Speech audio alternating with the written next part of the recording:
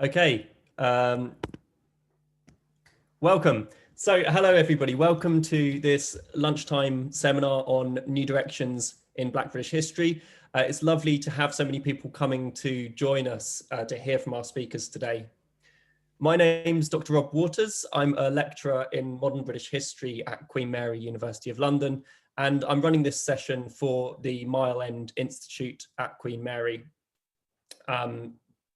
In today's seminar, we're going to be hearing from three exciting new speakers, new researchers in the field of Black British history. I'm going to go on to introduce them and the format of the seminar in just a moment, but I wanted to start just with a short list of kind of administrative issues for you as the audience.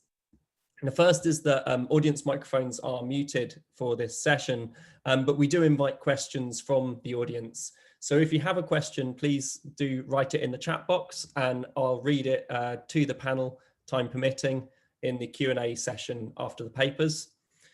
You can also follow and contribute to the discussion on Twitter using the hashtag MEI Black British History. And I'm going to see if I can just put that in the chat box. Let me just see. Yes, I can. Okay, so we will be monitoring the Twitter feed as well. So if you post a question there, we can also put that into the discussion, again, time permitting. So that's all the housekeeping out of the way. So without further ado, let me introduce today's speakers. We're incredibly lucky to have with us today three young scholars who are just starting out in the field of Black British history, broadly conceived, I should add, but who have already made an impressive reputation for themselves. Each of them have been pushing the field in new directions, changing its geographies, its focuses, and the stories that it can tell, and really rejuvenating Black British history as a field of academic and popular interest. It's been heartening to encounter their work, and I'm very privileged to be participating in sharing it with you all this afternoon. Our first speaker today will be Deanna Lynn Cook. Deanna is currently finishing her master's dissertation, which is titled "We Cannot Agree to Accept Coloured Women for Service in This Country, Caribbean Women in Britain, 1939 to 1990. And she's doing that as part of a master's in social research in economic and social history at the University of Birmingham. Deanna recently launched a weekly podcast called The History Hotline, where she discusses events and individuals that have shaped Black history in Britain. And I'm going to put that in the chat box as well for anybody that wants to look it up.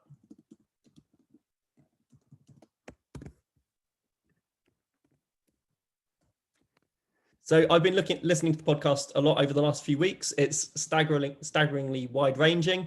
You can go there to find out more about, for example, the Mangrove 9, about the scandal of Black children being streamlined into educationally subnormal schools in the 1970s, about Beryl Gilroy and female intellectuals in Britain, and much more besides. So I'd strongly recommend a visit.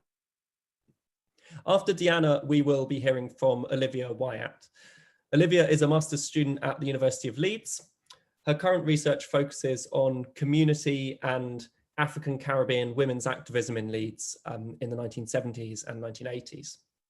She's a member of the Young Historians Project, which is a wonderful non-profit organisation which trains young historians of African descent and works on projects that document neglected aspects of Black British history.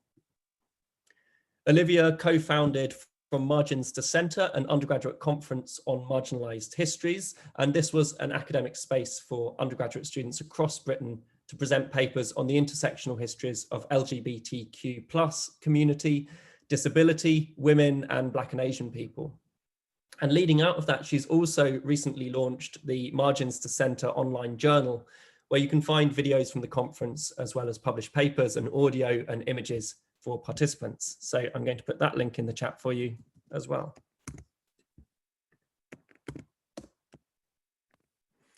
You can see, if you visit that link, that from the record of the conference, you can see quite what an achievement the event was, and it's wonderful to have it preserved in this way for us. So we should thank Olivia for this work that she's done. After Olivia, we will have our third speaker, who is Satya Gunput. Satya is a doctoral student in history at Birkbeck, University of London. His research is funded by the Bonnart Trust. He focuses on race, ethnicity, and the afterlife of empire in 1970s Britain. And specifically, he's looking at the different ways that new Commonwealth migrants and their children articulated new ways of belonging in Britain. Satya's early in his career, but he's already making a name for himself in the field. His work has been published in History Workshop Online, which is an online space close to my own heart, and also in the flagship journal 20th Century British History. Satya also blogs on, among other things, Stuart Hall, Asterix Comics, and Brexit, and you can find his blogs at the website. Hisnameissatya.co.uk, and I will also put that link in the chat for you as well.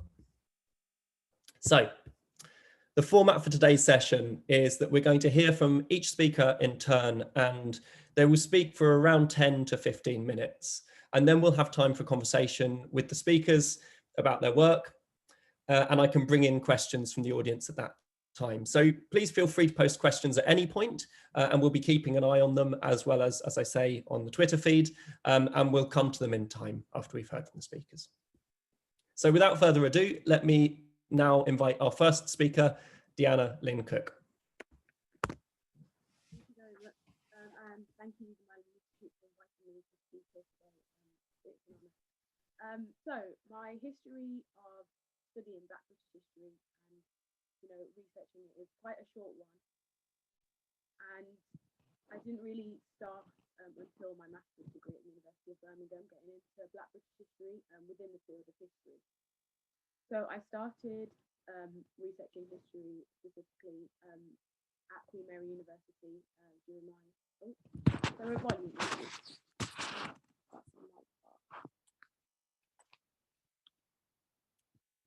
Is that any better? Yep, perfect. I'll go again since you might have missed that. So yes, I started researching Black British history in my master's specifically, and my dissertation is about Black women from the Caribbean and how they navigated British society. Prior to that, I went to university with the intention of becoming a historian of American history, slavery mainly, and the economics of slavery, and that's what I decided to go to Queen Mary for.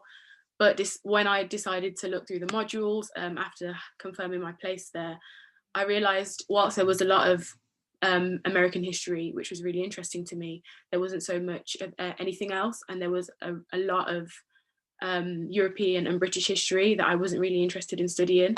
That amongst other things, and seeing the selection of modules from the English department, I decided to switch onto a joint honours course, and it was in English in my second year where I got to study Black and Asian writers in Britain from the 18th century as a year module. And that is where I started to, understand Black British history a little bit more within the context of literature. And I found that studying English literature, even throughout school, the context part of English literature and understanding how they fit, whether that be poems or plays or books, they fit into a historical context. And so studying The Lonely Londoners by Sam Selvon and Andrea Levy's Small Island within the context of Britain in the 1960s and 70s was really interesting to me. I am a descendant of the Windrush generation. I've grown up in Handsworth, and the history there has been so rich, and it's not something I've ever known anything really about. And so when given the opportunity at the University of Birmingham to study more Black British history and to have supervisors that were able to nurture my journey through that, I leaped at the opportunity. So in my third year, just to recap, I did Caribbean history at King's College London for my dissertation module, my special subject module, and it was in Caribbean intellectual history. And that module specifically, I think, shaped my understanding of the way that the African diaspora have, linked up around the world. Claudia Jones, who started in Trinidad, went to America and then was exiled and sent to Britain, and then worked on things like Notting Hill Carnival. This history is not just a British history, just an American history, just a Caribbean history. It intertwines, and it has a lot of links because of obviously empire and colonization. And I think that was a good way for me to get into Black British history, understanding it from a perspective of the Caribbean and how that has impacted Black British history. So I'll explain about the podcast first, and then I'll go into my specific research that I'm doing now. During lockdown, I started working on, getting well into my dissertation. And obviously, coronavirus led to lockdown laws, and archives couldn't be visited anymore, and neither could libraries. And I was sat here with this big project with big ideas that I couldn't really do. And it was quite frustrating at the time, but, with help from the Black Cultural Archives, who, instead of, being able to go there and listen to the oral histories in Stella Dadzi's collection, they were able to send me the transcripts of that. And so I was able to continue with my research at a slower speed than I had intended, but I was able to do so anyway. During that time, just because it was dissertation time, I had logged off of social media, and I'd also made a conscious effort to stop watching the news, because there was a lot of information about coronavirus and it was mentally very draining. But during that time, George Floyd was murdered and the Black Lives Matter movement ignited. I did not know that it was happening. I obviously knew that he had been killed. My mom had told me, and my mom would tell me things that were happening throughout the day, but I was in quite a bubble of my dissertation. And when I came out of it and realized the desire for history and the people wanted to learn, there were some history pages on Instagram, for example, that I followed that had a few hundred followers, and when I'd come back they had like tens of thousands of followers. The interest was piqued. It was clear that people were ready to learn about these things, and that is when I decided to launch the History Hotline podcast. It was something that was on my mind before, but it was something I thought I'll start maybe after I finish my masters or during summer or when I have more time. But I felt an urgency. I felt that people really wanted to know this information, especially within Black British history.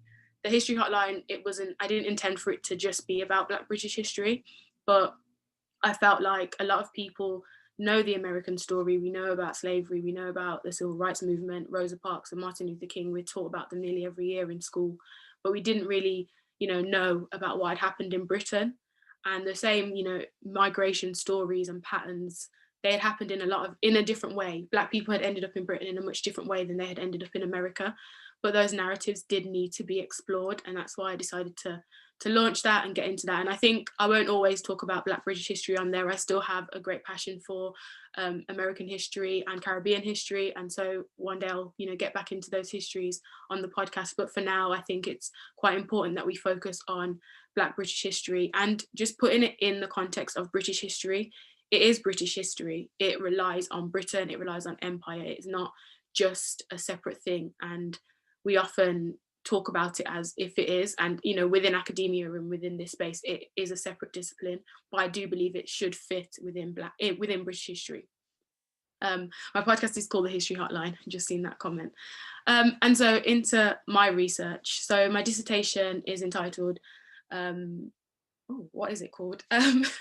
It's gone, literally slipped my mind. But basically, I'm looking at Caribbean women in Britain from 1939 to 1990. So starting with World War II and then going into the Windrush era and the post-Windrush era. And I've decided to pick out three specific areas that I feel like Black women had a lot of influence at the time. So World War II, as they served in the ATS and the WAAF, and looking at the fact that they were kind of the last people to be picked to serve in the war. The Colonial Office said, we cannot have coloured women in serving. The War Office said that, and the Colonial Office were in quite disagreement because they knew that would cause problems on the islands in the Caribbean. There was a case of Miss L. Curtis, who signed up to be a member of the ATS, and all she had left to do was her medical in Bermuda. And when they realized that she was a Black woman, they said, oh no, we can't have you. However, on paper, she was the ideal candidate and a perfect choice. And that obviously led up to Black women in the Caribbean being accepted for service. And some served on the islands, like Connie Mark, who served in Jamaica. And some people were brought over and trained in the UK and then, carried out their service here. And so I've taken the idea that Black women in the Caribbean at the time were motivated by their national, personal and social identity, their national identity of citizens of the motherland. They knew the queen, the king at the time, and the princesses, and they were enamored by that. Britain was their mother country, and if the mother needed help, they were there to serve. And so I've looked at the national identity and their motivations for joining the war effort. I've looked at their social identity, so their identity within society, as Black women at the time in a colonial setting, and how the influence of family members serving in World War One and World War Two, who were mostly men, how that influenced their decision, and then their personal identity, their own ambitions, their desires for the future. When women served in World War Two, Black women in the Caribbean, they were able to get a lot of training and skills that they wouldn't have been able to have. And I think they probably benefited most from the war as a group of people, because they were given the freedom to train in certain jobs and roles that they wouldn't have been able to do had the war not existed. And they took those skills and in the post-war era used them to move to Britain, to set up new lives and to develop the professional skills that they'd had, whether that be in teaching or in medicine or in the healthcare system. And so then my research transports to the Windrush generation and the post-war era. My grandparents, both my grandmothers were of the Windrush generation. One was a nurse and one was a teacher. And so I kind of went with those professions because growing up, it's kind of like, I felt like all Black women from the Caribbean were nurses and teachers. And whilst I know that's obviously not true, that was a kind of overarching narrative I always heard. Because of COVID, I wasn't able to do all the oral histories that I wanted to in person. Some of the women were stuck in Jamaica that I wanted to interview. So we've had to get creative with WhatsApp calls and that kind of thing. And I've been able to recently interview my nan at quite a distance, but I was able to speak to her about her experiences, and then again looking at their motivations, their personal identity, and their reasons for moving to Britain during that time.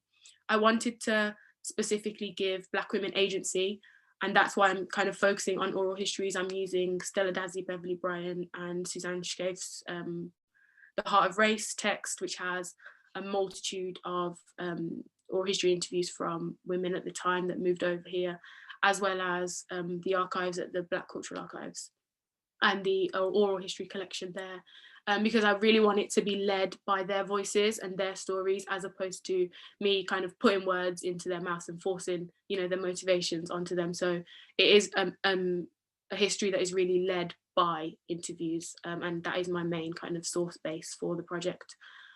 And I think that is pretty much everything, but just to say, I obviously chose to focus on women because I think the Windrush especially is a very gendered narrative. In the Pathé newsreel, where they step off the Windrush and arrive in Britain, there are no women interviewed. All the women that you see are either carrying children or led by a man, when there were so many women that came unaccompanied. Only 95% of the women were skilled women. They came with a job in hand, ready to step into. They came trained already as nurses, teachers, or in other fields. And I wanted that to really be understood throughout my research. And I think my research will continue with Caribbean women. It is something that I have enjoyed looking at and would like to continue that in the future. I think that is everything. Thank you. Thanks so much for that, Deanna. Okay, we will now go to Olivia. Hi, can you hear me all right? Perfect. Yes, so as Rob mentioned, my current research kind of looks at African Caribbean women's forms of activism in Leeds in the 1970s and the 1980s. And I chose this topic because I was keen to explore Black British history within a local context and to analyse how activism informed constructions of community and whether local forms of activism adhered to established national patterns. And I also wanted to contribute to scholarship which documents Black activism in northern areas of England and Scotland and Wales, as a lot of the dominant discourse tends to concentrate on London and more southern areas. My focus is on those of African descent who came from the Caribbean, simply because they made up the majority of Black people in Chapeltown at that time. And so it is those who had connections to the Caribbean that often appeared in my research the most. So when you hear me use the phrase African Caribbean to describe someone, I'm referring to a person who is of African descent from the Caribbean as opposed to Indo-Caribbean. I focus on women because, as Deanna mentioned, quite often the experiences and contributions of men dominate the discourse on Black history and also particularly Black activism. I think the stories of Black women's resistance and activism often reveals the multiple battles which Black women faced against, on one side, the institutions of the state, and on another side, against what many women have called their own in interviews. My current focus has been on cisgender heterosexual women because that is how many of the leading activists seem to identify themselves at the time. However, as the word limit on my MA dissertation will allow me to write even more, I hope to get the chance to speak to women of different gender identities and sexual orientations and appreciate how they faced even more battles within the locality and against the state. During the early 1970s, many of the Black women activists in Chapeltown, like elsewhere across the country, organised alongside men within the same organisations. It seemed to be mainly in the later 1970s and early 1980s, that you see separate women organisations. Many of these organisations, particularly the older ones, which were founded in the late 1960s in Chapeltown, focused on a range of mainly social issues in relation to community development. However, the issue of children and youths brought many women of different ages, classes, and island backgrounds together. And this is where we can see women united and in positions of leadership as well. Many of my interviewees believe that this was due to the role expected of women, that they should traditionally be concerned with the matters which related to children. I also think that, as the authors of The Heart of the Race convincingly argue, education traditionally became a burning issue for African Caribbean women because it was their main tool of escaping poverty after emancipation in the 19th century and for bettering themselves in Caribbean islands that functioned according to hierarchies that often positioned women, particularly dark-skinned Black women, at the bottom. So that is why I decided to focus on women and specifically their provisions for children and youths. That was my focus for my special subject undergraduate paper, but my MA dissertation is going to branch out a bit more. I also wanted to focus on the difference between African Caribbean women's forms of activism in Chapeltown, which could vary according to age, but chiefly ideology, in which age was an influencing factor. Something which kept coming up in my research and which I couldn't overlook is how, from the beginning of the period, the women who I focused on worked well together. They were united in their common goal of making Chapeltown a safe place for young people. But nearing kind of the end of the 1970s, there was a split or a disagreement, I'm not quite sure how to phrase it, where mainly because of these women's different ways of doing things, their different forms of activism, their ideas and their political ideologies, it made it increasingly difficult to work together, or perhaps more accurately, some women became more unwilling to work with others. I think personal differences may also have played a role, as stories of activism, particularly within the same locality, are never strictly political, they're personal too. And this is where the concept of community starts to feature in my work, because the activism always seems to come back to, how does this help the community? What does this do for the, quote, Chapeltown community? And some written sources even refer to a, quote, Black community of Chapeltown.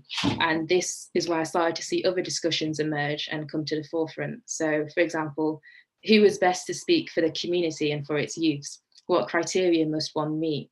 And for some people, one's type of activism was an important criterion. If they did not think that someone or an organisation was doing enough, or that they were actually making things worse, then that in their eyes could discredit that person or organisation's ability to, quote, claim leadership of the Black community of Chapeltown, end quote. So, for example, two younger and more radical activists took ownership of a local newspaper at the end of 1976. At the time, they believed, and I think partly under the influence of others, that the United Caribbean Association, one of the organisations which focused on social issues, had, quote, lost their credibility in the community, end quote. They declared in this newspaper that this was due to how their leader was handling these social issues, particularly issues which related to youths. This leader was Mrs. Gertrude Paul, who many may know as an activist who had recently become the city's first Black head teacher and had dedicated most of her life to improving and protecting Chapeltown since the 1960s. But these younger activists disagreed with Paul's methods and publicly made that known. And it's just one example of the different kinds of disagreements and attacks which emerged in this period. I think as historians, to analyse and appreciate these kinds of disagreements among activists in the same locality is to construct a more realistic and humanistic picture of Black people in general, but especially Black British activism. I think generally, and especially more recently in light of the recent wave of Black Lives Matter protests, some conversations continue to position the Black community, or the Blacks sometimes, as they're sometimes referred to, as some kind of singular entity. There's an assumption that a person of African descent will respond in a particular way due to their Blackness. And the intersection of Blackness with class can indeed sometimes influence a Black person's standpoint, but this kind of talk still dehumanizes Black people. It suggests that Black people are at the same, that Blackness is their only identity, despite their age, their gender, and other factors. I think disagreement and difference is natural within any society, yet Black people are privately and publicly asked to explain other Black people's remarks and actions as though they are their own. And I think you see that quite often in relation to antisocial behavior, and you can see it on social media, on Twitter, and even in live interviews. I don't know if anyone saw the interview with Piers Morgan and Dizzy Rascal recently. And this idea that one's Blackness always ensures some form of agreement or uniformity among Black people just serves to rob them of their humanity and their ability to be individuals. So by including these disagreements within my research, I want to show how Chapeltown was home to a variety of intelligent and vibrant activists who questioned the status quo both within and outside their locality. And they did not simply agree with each other on the basis that they were Black and because other people expected them to. At the same time, I want the readers of my research to recognize the magnitude of the work which these women were doing, not only within the context of Chapeltown, but for the rest of the country. For example, they all played a role in the Cowper Street school strike of 1973, where the majority of Black parents at that school withdrew their children for the day and successfully demanded the racist head teacher's departure. This strike was unprecedented for Leeds and also incredibly rare within the history of Britain in general. I think John LaRose, an activist, and many of you might know as the founder of New Beacon Books in London, wrote that, quote, "This victory was an example to us all. It showed that schools which do not function in the interests of our community cannot function at all without our support," end quote. So these are the kinds of ways which women were making in the North. And I also believe that the Parents Action Group, an organization which was formed in Chapeltown and led by local women in 1973 to coordinate that strike, may have actually inspired the Black Parents movement, which John LaRose helped establish 2 years later in London. So quite often, historians will look outside of London to amplify or reflect London Black patterns, but so many overlook how these other localities actually influence practices of activism in London itself. So to conclude, I hope my research will help highlight the different kinds of vibrant activism which existed in Northern England. And especially within the current context, I hope it will demonstrate how Black British people across the country have always combated attempts to limit their citizenship. This isn't a new movement which we're seeing. And I think the study of Black British history is an important method which we can use to demonstrate how Britishness is not and should not just be about whiteness. These studies also help undermine dangerous nationalisms which marginalize minority groups and erase their historical contributions to Britain. And if successful, there will one day be no need for a Black History Month because Black history and Black people will be recognized as an integral part of Britain. Thank you. Thanks very much for that, Olivia. It's given us a lot to think about.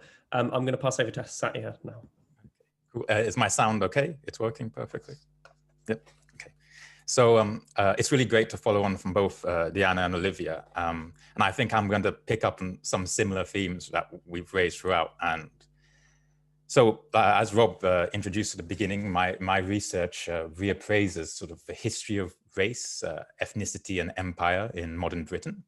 And right now, I'm working on the social and political history of Southall in the 1970s and through to the 1980s. And I guess a bit of housekeeping for people not familiar with Southall. It's a part of London most remembered for its South Asian, perhaps Punjabi community that came straight from sort of the Punjab, the Punjab state. But it also has a small but significant population from the Caribbean. And today, so I want to talk about specifically the politics of the Southall riots. Another reason why Southall is quite well remembered in British history. So on the 23rd of April, 1979, St. George's Day, this community in Southall clashed with the police, the Special Patrol Group, who, for reference, are the predecessors to today's Territorial Support Group. So this conflict stemmed from the provocative decision of the National Front, the far-right party, to hold an election meeting in Southall Town Hall. And the riots resulted in over 340 arrests and the death of an anti-fascist protester, Blair Peach. So today, I want to talk about one specific element of this riots. So in its aftermath, a local organization, Southall Rights, in conjunction with the Institute of Race Relations, published a pamphlet. And this is my contribution to audiovisual right here. Here's the pamphlet. Its title, as you can see, was Southall, Birth of a Black Community. So in the time available to me now, I would like to talk about one small section of this pamphlet. And with it, I hope that we can look together at our present moment of the resurgence of Black Lives Matter as a modern mobilization of anti-racism, and perhaps see if we can start a broader discussion about how useful Black is as a historical category. So in the first instance, the section of the pamphlet I would like to concentrate on is as follows. The past struggles have been the constant expression of a community's ability to take the experiences of exploitation, of neglect, of hostility and hatred, and from them build strength, determination, resistance. The events of April 23rd, 1979 showed that a Black community had indeed been born.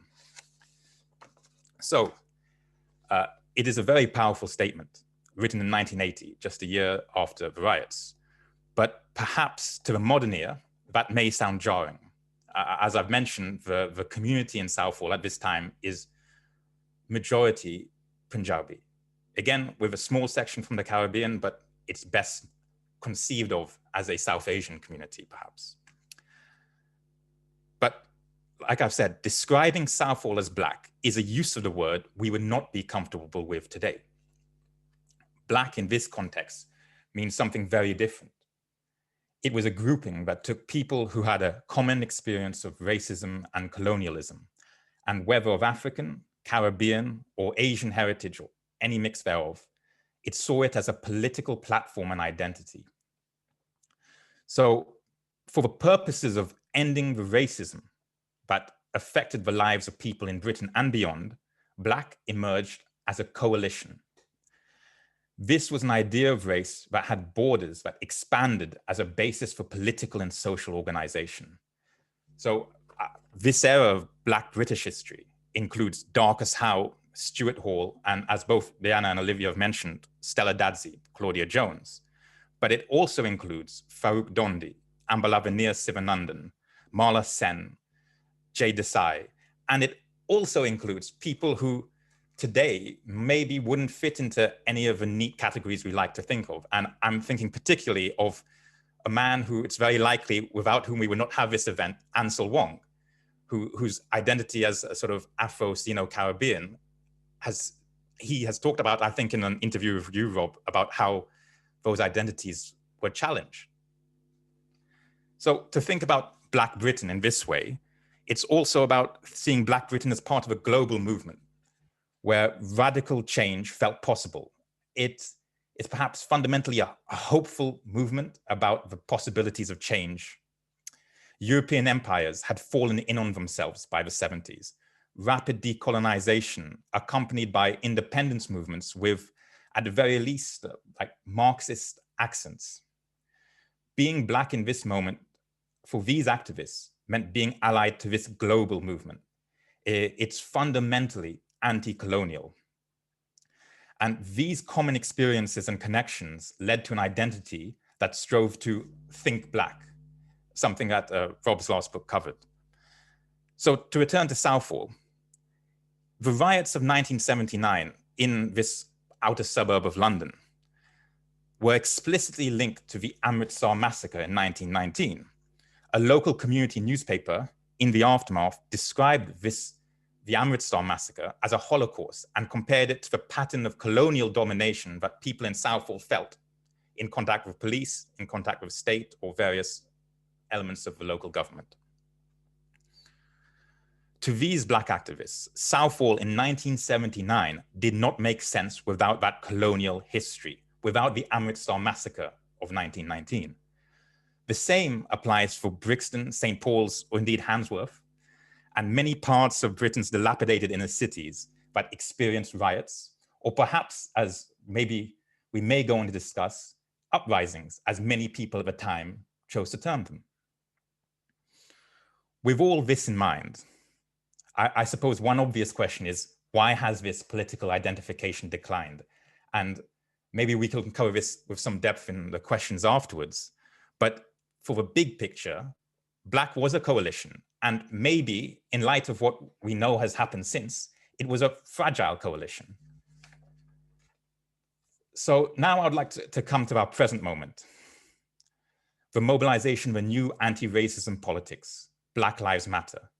And with what I've said about Black in the 1970s and 80s in Southall and Brixton, St. Paul's and other places, I would like us to maybe think about what sort of coalition the Black in Black Lives Matter represents.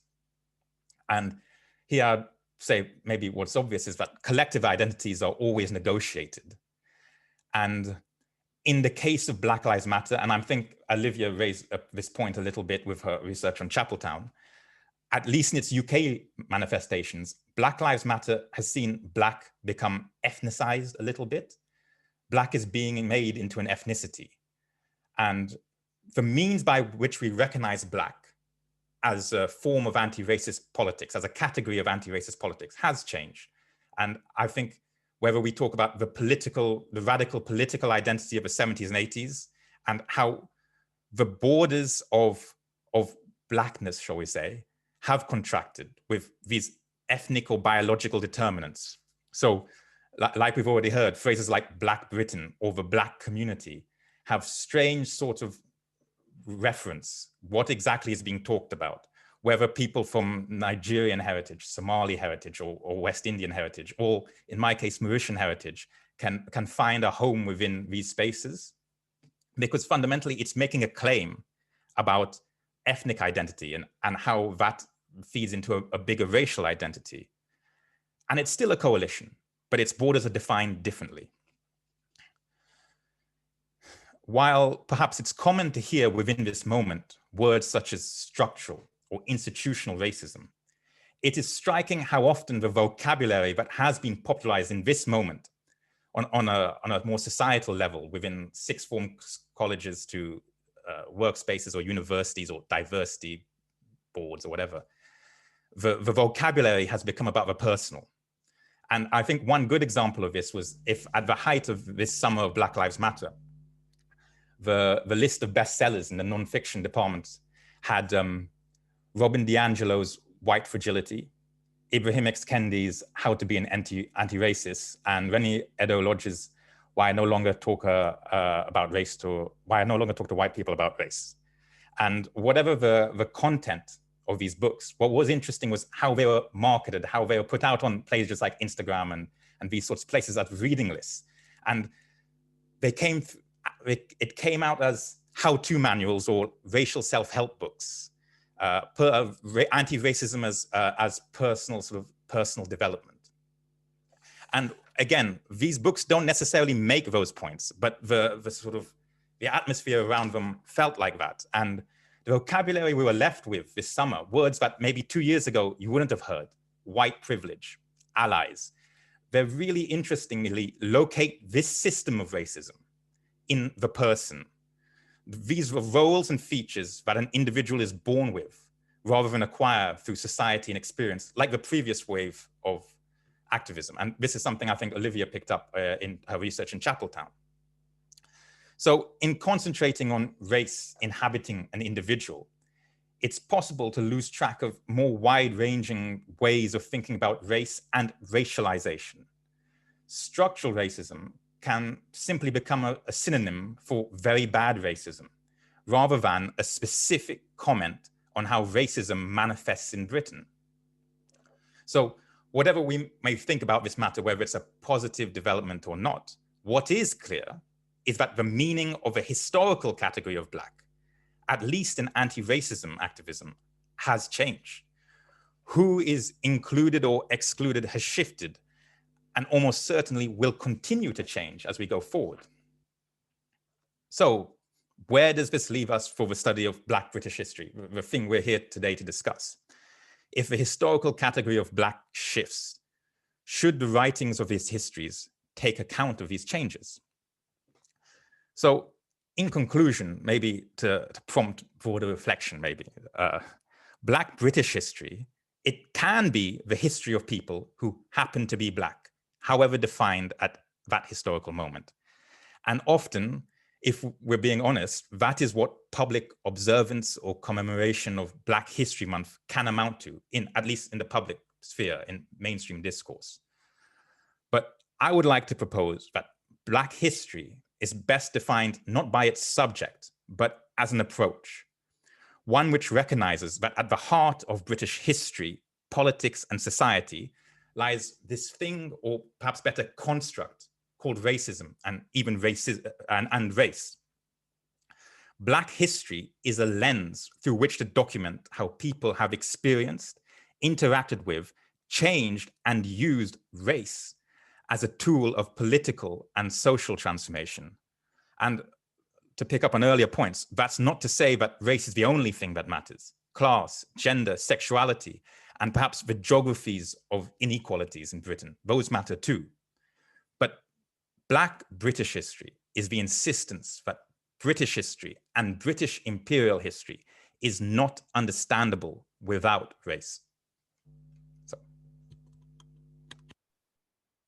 Thank you so much, Satya, for that. Again, a huge amount to unpick from a really complex paper, and really kind of full of ideas and provocations from all three of you. I think it's really salutary to see three people coming from such different directions to consider the complexities of what Black British history means for the 20th century and in the 21st century, and to be able to outline the complexity and also the varieties of Blackness as a language of politics and as a language of community in the 20th century, in the second half of the 20th century.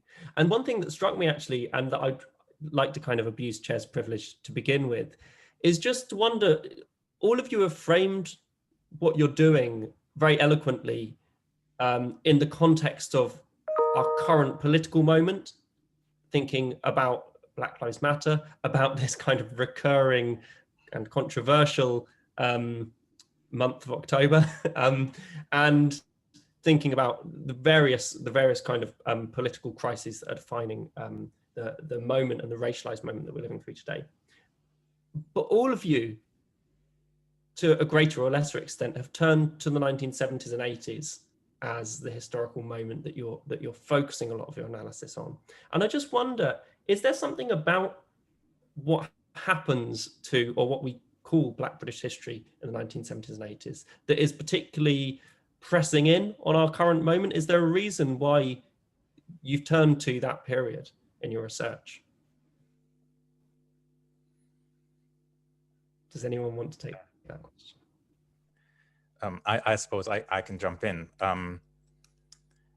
I think picking up on what's been said is that while it can be like quite restrictive way of framing Black British history as undiscovered tales or untold tales, there are more perhaps accurate or even more interesting ways of framing Black British history.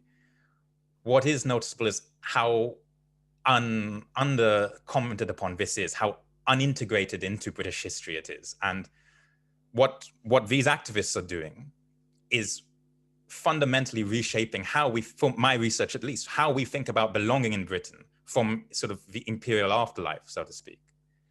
And I found it like a really radical moment because like we have these decolonization, we have these moments where people are reaching out, taking inspiration from parts of the former empire, whether British, French, Spanish, Portuguese, whatever. They are reaching out, they are looking to the empire or former empire and taking things from that. And that interaction, I think that is quite a special interaction. And it's perhaps lost sometimes in insisting upon this is a specific, British addendum to history, Black British history.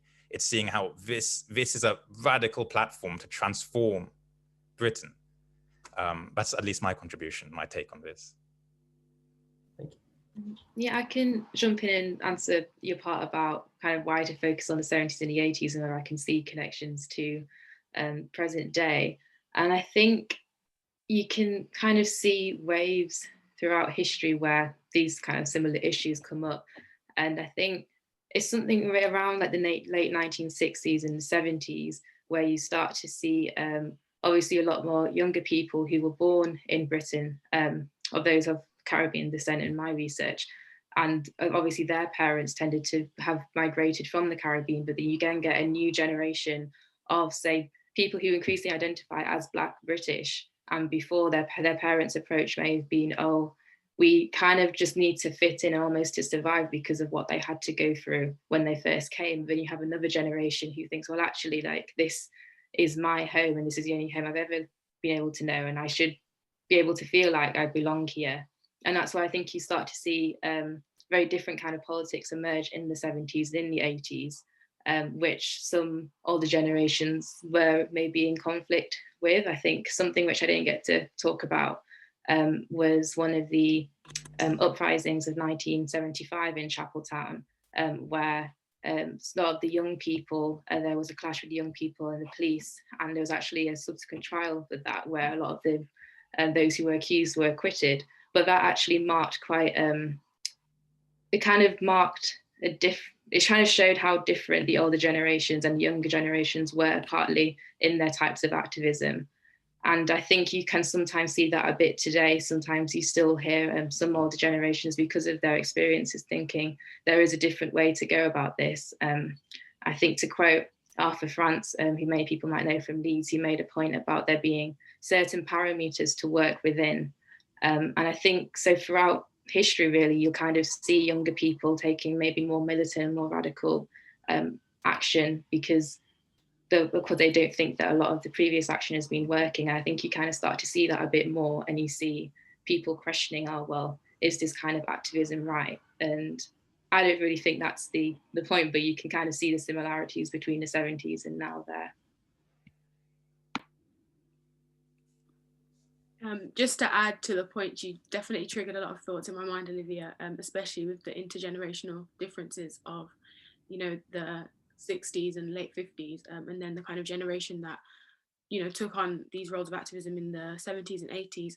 I think reading Bernard Coates' How the West Indian Child is Made Educationally Subnormal, he speaks, I think, at the beginning of it, where he says, we couldn't really write this text any earlier because there weren't enough young people Caribbean people in the school system to be able to pull out these patterns and to understand how much they were being their education was being broken up by them being taken out of these schools. And so I think the fact that primarily there were more Caribbean people and a second generation of going through many different institutions that their parents might not have gone through. Their parents might not have gone to school in Britain. And so the fact that they were more aware of these things, I think the need for activism was definitely more concrete. I think one of the women I interviewed that came to England in the 60s, one of the questions I asked was, did you take part in any activism yourself as a Black woman? And she said no, because at the school she worked at, she was the only Black woman there. She felt like a token. And because she felt like a token, she felt like people treated her really well. She didn't feel that, people had their prejudices and people made comments, but she was helped because they kind of felt sorry for her being the only Black person there and one of the only Black people in the community that she was living in at the time. Whereas I think when you kind of get into the 70s and 80s, Black people are in certain communities in bigger numbers, and it's easier to spot some of the issues of racism and the pushback to immigration because it was obviously on a larger scale. And I think that's kind of similar in the sense of the Black Lives Matter movement, where unfortunately you can see, on social media, a black man being killed. It's visual, it's there, it's in front of your face. You can't deny that it's happening. Whilst we know police brutality is an issue and a problem, and it's taking lives, when you can't ignore it anymore because it's literally on your screen, and the video is recurring and you're seeing it on the news, it's harder to ignore. And I think the call to action is more urgent and it's louder. And I think that is what was the case in the 70s and 80s. The murder of Councillor Cochrane was earlier. I think these things were all triggering a movement. And obviously you had the riots in the 80s. And whilst there was a definitely generational shift, again, in one of my interviews, I know that one of the women who would have been in hands within the 80s, she didn't allow her children who were in their 20s and late teens to go out in the protests, because not that she didn't necessarily agree with it, she just felt like that would stigmatize them and that would put a mark on their head in the future and in institutions, and obviously could get them arrested. And the generational difference, I think, interviewing women of that generation and then knowing what I know about women of the later generation, it's clear that there was definitely a difference, and definitely a difference in like politics and belief systems that meant that they acted in different ways at the time. Thank you very much. And you know, actually, I'm gonna go with one more question. We've got quite a few questions coming in, but there's just something that I want to follow up on a bit there because it still speaks to this. A lot of your answers spoke to the kind of explosion of political activism that we saw in the 1970s, and it occurs to me that in some ways, as we've seen the field of Black British history advance in the last few years, it's drawn on the really substantial and heroic efforts of so many people involved in those mobilizations to document and archive their own work. And it's been driven primarily by engagements with three substantial and important archives that are London-based, which is the Institute of Race Relations, the George Padmore Institute, and the Black Cultural Archives. And you know, and I think we need to kind of pay homage to the significance of these archives in allowing us to actually kind of do this work. But of course, also archives create their own centres and peripheries. And it's interesting that all three of you are coming at this history really attempting to rescue from the margins or from marginalisation dimensions of what Black British history involved in the 1970s and 80s, and actually for Deanna, you know, across from the 1940s onwards, you know, coming from looking at it from Chapeltown, looking at it from the perspective of women who were not often at the forefront of these archiving, or at least whose documents are not in as great quantity in a lot of these archives, or coming at it from Southall, you know. And I wonder if you could say a little bit about how you found the issue of archival work and of navigating, working with or against these archives. How do you meet the challenge of the archive when you're attempting to come at this history from the margins or from the marginalized, even within its own archival institutions?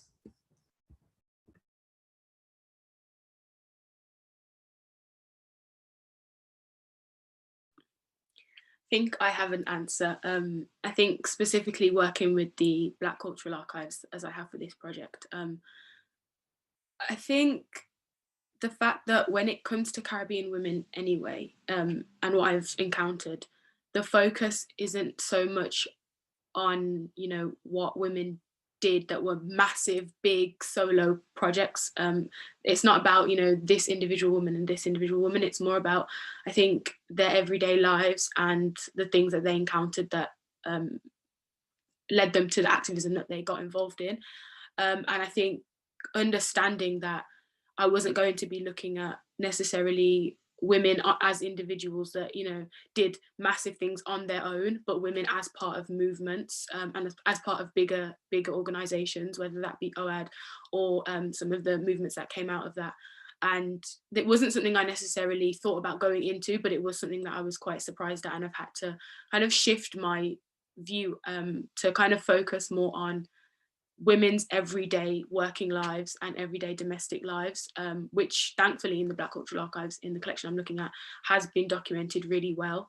But then countering that with other histories, that's not normally the case. It is normally the kind of big things that an individual does that gets them into history, as opposed to the smaller, you know, social histories, I guess.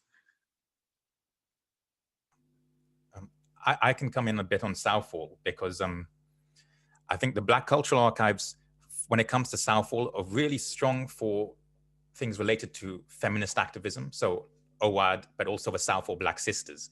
There are brilliant oral histories. There are pamphlets, documents, newsletters that these organizations were producing at the time held there.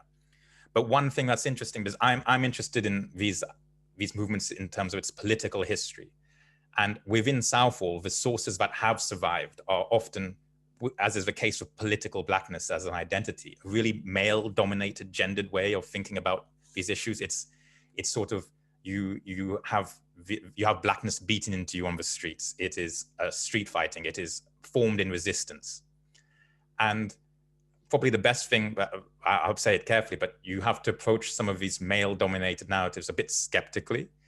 Sort of the claims to representative community in its entirety, you have to be skeptical. And one thing that has been, I'm very lucky because Southall Black Sisters are an organization that lasts till today. They maintain more or less the idea of Blackness from the 1970s and 80s, which I think is quite interesting. And they document everything they do. They publish frequently.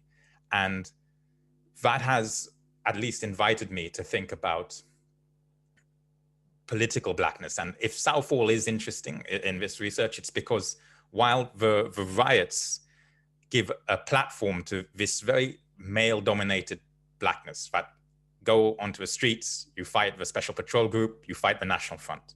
But what follows after the riots is also a manifestation of Blackness. And I think the organization that lasts till this day is a Black feminist organization. And it is Black. It is Black in the same way that the Southall Youth Movement were.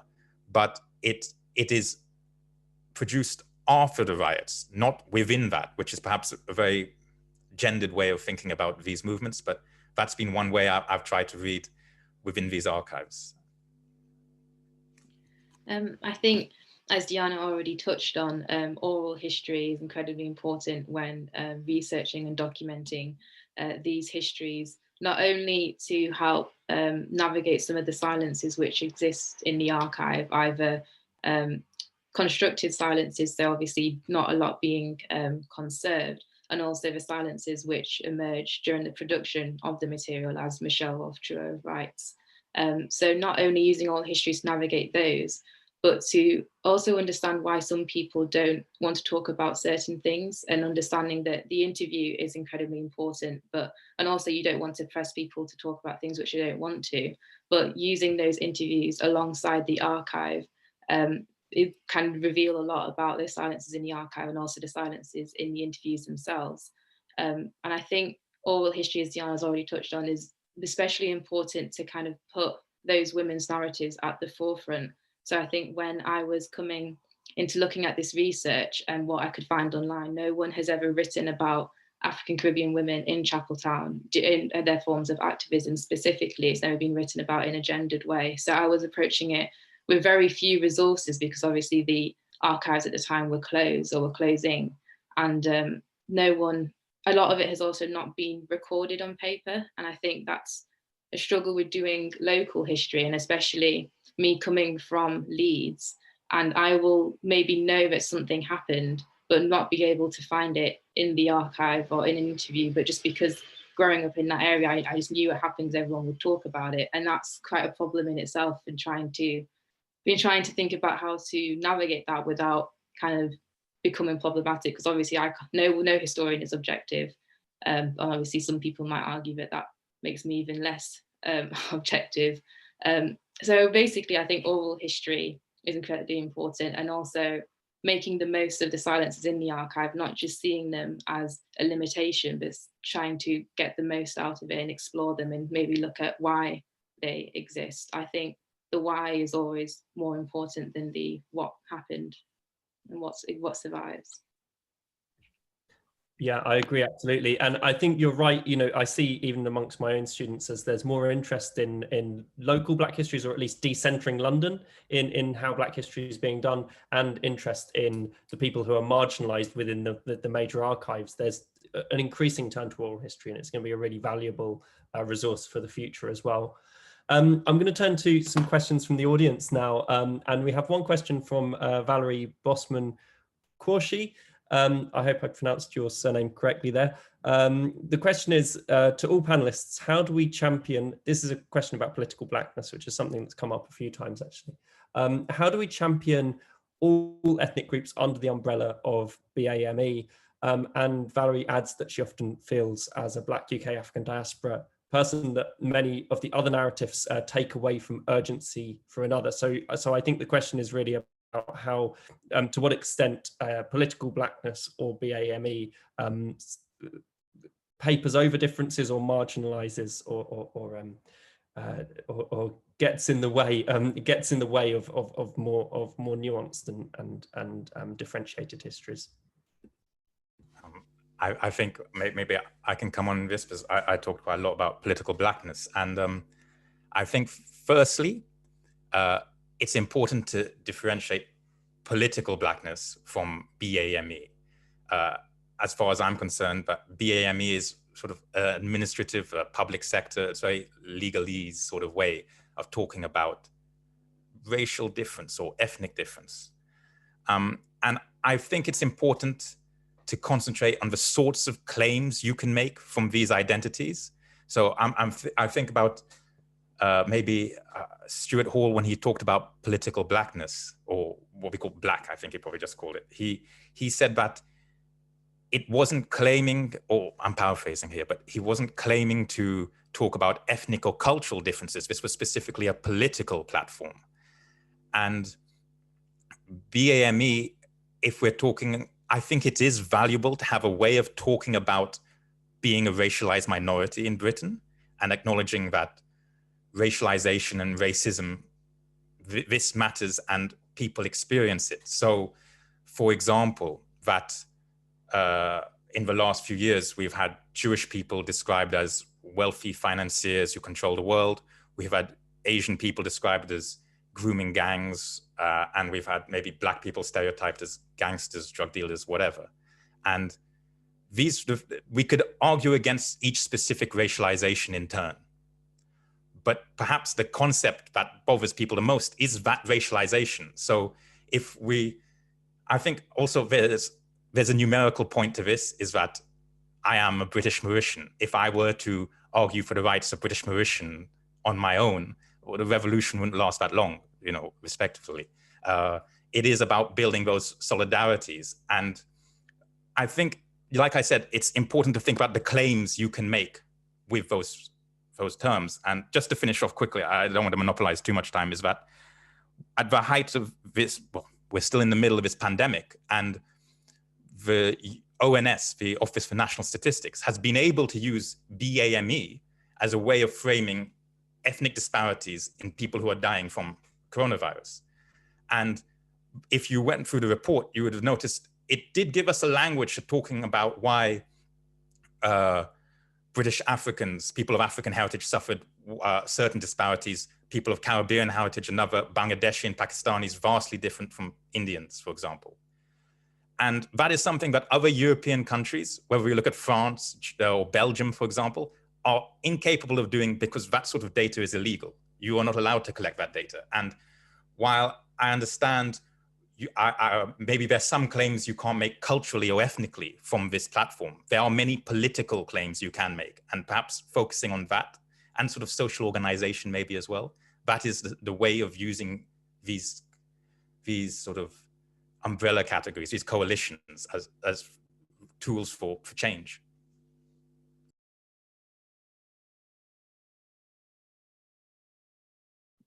I agree with a lot of what was said, so I'll just leave time for more questions on my part. Yeah, I think I'm coming from a similar angle as well. I definitely agree, but I do agree with the original question of this idea that BAME, I think it does definitely marginalize groups, and it just takes away from difference. And there are different struggles and issues that each, and not even each community, I guess each individual person. And obviously we can't, as Satya mentioned, if he was to wave the flag for British Mauritians on his own, it would be probably a quiet protest. But there are different intersections within BAME, whether that be class, gender, sexuality, race, and grouping them all together in certain contexts can be extremely problematic, while immigration when we use these terms. But most of the time, I don't tend to personally like them. Yeah, and I think also Satya's point is important, that we need to distinguish between political blackness and BAME. They're not of the same political moment, and they're not doing the same political work, really. Okay, I've got another question from the audience, which is Web. It's been argued by some that Black British civil rights movement did not have strong leaders in relation to, for example, the US movement, and therefore wasn't as strong. How does your research speak to those kinds of claims? I think we often turn to America to compare, Black British history, Black American history, and I think the histories of both these countries and how Black people, Black and brown people, ended up in both these countries is completely different, and I think comparisons can be at times unhelpful. I would say that within Britain, which America don't have, Black and brown people ended up in Britain through immigration, and for the most part that was by choice, and so there is a shared history of immigration within Black and brown people in Britain. In America it's not the case. There are immigrant histories there, and there are also people that came by force, in transatlantic slavery, and so comparing then their trajectory through to the civil rights moment and movement, and then within Britain where this happens all a lot later because of a later wave of migration, I think it was a different type of activism was needed. And the way America functions as well as a country and their politics, it does rely on individual leaders, whereas I don't think in Britain it was necessary that was the case, because a lot of the things that were needed were institutional change, and I don't think it always takes one individual leader to push institutional change. With the education system, it took Bernard Coad writing that book. It got him in the right places, having the publishers like John LaRose and Eric Huntley to push that book, and the conferences that he needed to be at. It didn't just take one individual. He is not the focus of that movement. It took the teachers and head teachers and publications at the time to work together, and I think the different countries needed different movements, and I think that's why the histories are different. I think, I agree with a lot of what Deanna has said, and that it may not have really been a problem of leadership. I think, although Rosie Wells talks about this, that one of the only problems I can see really between making the connections with the US and Britain is that some of the activists at the time, they would also, of course, they'd make the connections as well. Maybe one of the shortfalls of the activism in the 70s when it started to die down was because they would echo a lot of the language of kind of American activism, and talking about using guns and militancy and kind of radicalism, which we wouldn't be able to echo in Britain because we didn't really have guns. So a lot of the imagery and the rhetoric which was used sometimes did confuse a lot of just ordinary people in Britain, because obviously we couldn't do the same things. But I think I don't really know enough about the Black civil rights movements, I think, to really make a judgment. But I think I agree with what Deanna said, and that's the main influence I can really see with activism. I think that it might be slightly harsh on the leaders of the sort of Black British civil rights to think that they haven't had that much of impact. I think that even amongst the people I mentioned, people like Darcus Howe and Farouk Dondi, they commissioned programs on Channel 4, really radical programs. They were in newspapers all the time. These are collectives that had a huge impact on the culture of Britain. Otherwise, I agree with what's already been said, is that these movements are in conversation with one another. I think when Malcolm X was invited to the UK in Birmingham, it was the Indian Workers Association in Birmingham that hosted him. When, and in your book, Rob, you talk about CLR James talking about Stokely Carmichael's visit to the UK. And in Southall Youth Movement, the logo is a clenched black fist. They read Caribbean authors. Frantz Fanon is on their seminar groups. So we can look at these sort of intellectual currents going back and forth, really fascinating how they work. But this was definitely a specifically British movement, and perhaps they haven't had the same cultural afterlife as Martin Luther King or Malcolm X. But in preparation for this today, all my books were by Stuart Hall or Paul Gilroy. I was checking up things written by Stella Dadzzi. Like, these are the giants of the movement, so to speak, that we don't remember them or think about them in the same way is probably more an indictment on ourselves than anything that they may have done. Yeah. Thank you for all those. I mean, there's a lot to agree with there, and I think Satya's point is particularly pertinent about, we don't want to nationalize the leaders of the American civil rights movement to imagine that they were speaking only to a national context, which was never the case. But also, yeah, of course, Olivia and Deanna's work has worked to kind of get away slightly from that leader complex, I think, which is a necessary move when we get away from the ways, as we were talking earlier about the ways that the archives that we turn to have in some ways informed the histories we tell. Well, those archives are necessarily centered around the people who have deposited those papers, who have emerged as the kind of the leaders in the narrative, but there's a much wider network of people involved in all of these political movements, as there always is in political movements. So I think it's a really valuable turn in the historiography to actually show political movements in their wider formation and not governed only by, as Satya put it, the giants, people like Darcus Howe or Stella Dadzzi. So that's a really helpful way of looking at it. Okay, I've got another question. I'm afraid I don't have a note of who asked this one, but the question is, how important was education? Actually, this is something that we've talked about a little bit already, so we can just develop what we've said. How important was education in changing the way Black people saw themselves in the 70s and 80s? And what issues specifically did Black people face in schools and universities? Does anyone want to pick that question up?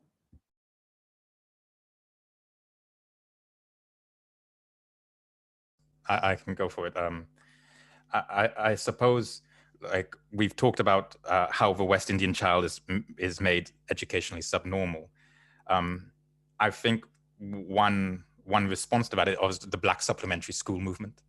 I think it's a really radical space that lots of people are doing work on right now, and I would like to sort of relate it to Southall. So in that part of London, there are a couple of supplementary schools, but Southall is most remembered for the policy of busing.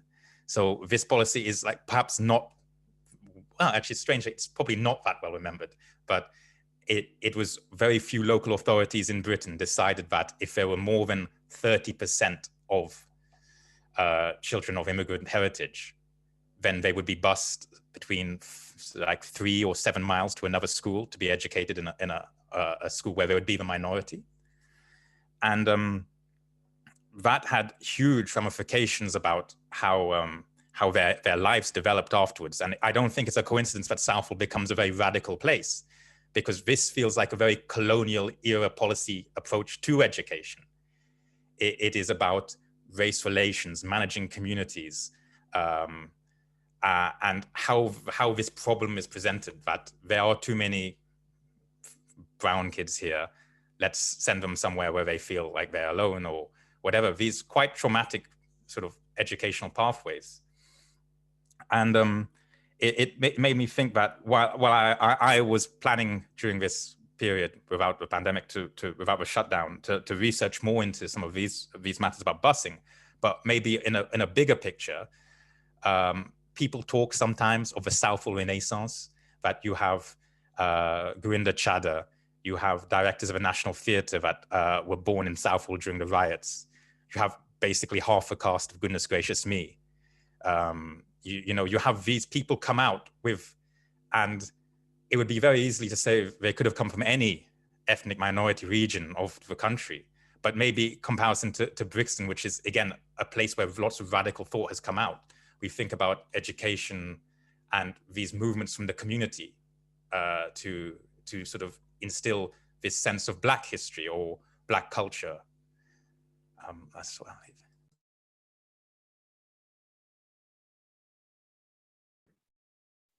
Do either Deanna or Olivia want to pick up that question? Just echoing Satya's points, and to briefly add the idea of people working, within education at the time to, make sure that the books, especially within literature, Black children were not just seeing themselves as racial tropes and stereotypes. There was the Teachers Against Racism movement, which is documented at the George Padmore Archives, which speaks a lot about that, and it gives alternative reading lists to parents to purchase for their young people that they can read. And I guess that, alongside things like supplementary schools, would have allowed Black parents to take control over what was happening to their children. Bernard Codd's book was for Black parents. He didn't write it to the authorities, he wrote it to Black parents so that they could make a change within their own households and to help, in the wider communities. And I think Black people being able to have that agency to try and make a system that was not made for them to succeed work for them at the time, by just changing the literature and things like what seems like a small thing but really does work into a young person's self-esteem, growing up to see themselves as a stereotype. I think that was quite important, and Beryl Gilroy did a similar thing with writing young texts and literature for young people, because she believed that it was important that we saw ourselves in literature.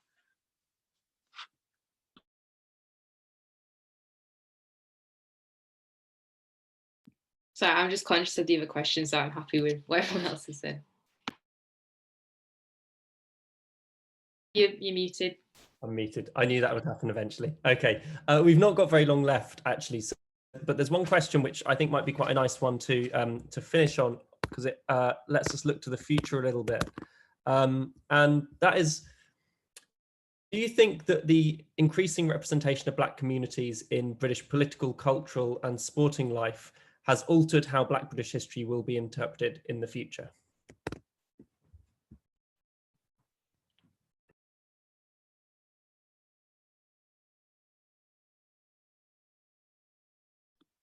Sorry, could I have that question again?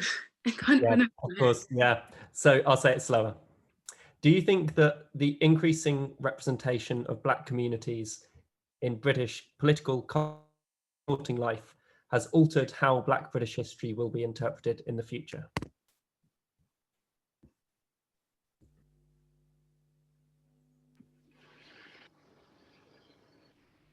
Sorry, I couldn't tell if you were about to say something, Deanna. No, I think I'm still in thought. Carry on. Okay. I think it definitely does, and I think that's kind of why we start to see Black British history as a field developing more recently, mainly because of what our changing conception of what we regard as British. And say a few decades ago, I'd say including Black people in kind of those kind of spheres was a bit more tokenistic, and it is still quite to this day. But I think because of the change which a lot of Black British have been able to bring about through those positions, you can see the impact, I think, a bit more deeply. And for example, a long time ago, we wouldn't have seen shows like such as David Adesoga's show on Black British history. We wouldn't have seen a lot of the kind of conversations which are being had now on like mainstream media outlets. And I think social media has also helped a lot and kind of changed our perception of what we regard as Black British history kind of indirectly. And I think that's something which doesn't really get spoken about as much in the academy. And you can kind of see the conversations which take place, say, on places like Twitter about identity. You start to actually see them starting to feed into academic conversations. So I think definitely like more representation of Black communities in those spheres has helped, but also I think social media and the power of social media has helped a lot. I agree with pretty much everything was just said. The only thing that sometimes comes to mind is that as sort of these, as Black communities, or how we want to define them, become more prominent in all of these spheres, there is like maybe a little caution that sometimes the history can become overly teleological, but everything that happened up to this moment leads to the full integration of Black Brits in British life. And perhaps we need to, as historians, be mindful of that progress isn't linear. Sometimes we do go backwards. Sometimes things don't work out. And yeah, but that was the only caution. But otherwise, I think it is not controversial now to say that Black British history is British history. I think even Boris Johnson said it in his Black History Month statement. Like, this is nothing, there's nothing beyond that, but there might be more discussions around sort of these history wars, statues or museum pieces. That might be interesting. And as one sort of little asterisk, questions about if Black British history becomes like this theological tale from Windrush to full integration. What happens when I think Paul Gilroy described this as the locus of Black Britain has shifted from the Caribbean to Africa or West Africa, or maybe even eventually places like Somalia. That's when that Blackness shifts. What happens to those narratives we've told ourselves, which, as all three of our works, all three of our life stories are influenced by the post-1948 sort of wave of immigration from former imperial outposts? What happens when that narrative doesn't speak to sorts of people going through British history then? And just to add to that, sorry, something I forgot to mention is that quite often people will overlook the fact that history is a social process. It is always dependent on our times and reflects how we kind of view our own society. So in that regard, what we think of Black British history will always be constantly changing, whether we had greater representation or not, because history is, it's all about, well, I think Truro talks about the historical production, the processes of historical production means that every history is always being rewritten and will change every 20 years or so.